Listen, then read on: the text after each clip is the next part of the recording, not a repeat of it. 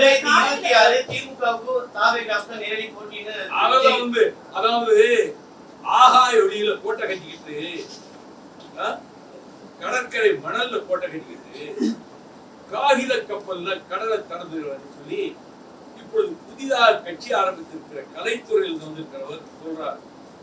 பொறுப்புணர்ச்சியே இல்லாமல் குற்ற உணர்ச்சியே இல்லாமல் ஒரு பெரிய கூட்டம் வந்திருக்கு, அது ஒழுங்குபடுத்துறதுக்கு குடிதண்ணீர் ஏற்பாடு பண்ணாம மருத்துவ வசதிகளும் ஏற்பாடு பண்ணாம இதெல்லாம் செய்யாமலே எனக்கு ஒரு பெரிய கூட்டம் வருதுன்னு காட்டுறதுக்காக வண்டி, அது ஒரு மைல் நீளத்துக்கு ஒரு வண்டியை வச்சிருக்கு, அதை ஊருக்குள்ள கொண்டு போய் அது ஏறி நின்ன உடனே போலீஸுக்கு முழு பாராட்டு, என்னை கொண்டு வந்து சேர்த்ததுக்கு காவல்துறைக்கு முதல் நன்றி சொல்லிட்டு சினிமா டயலாகுகளை தானே அந்த வேன் மேல ஏறி நின்று முதலமைச்சரை பார்த்து சினிமா டயலாகுகளை விட்டு இருக்காரு. அரசியலில் அரிச்சுவடியும் ஆத்திச்சூடியும் கூட அறியாத ஒரு மனிதர், பொதுவாழ்வுனா என்னன்னு தெரியாத மனிதர் அவர். நான் தான் முதலமைச்சராகவே வந்துட்டதை போல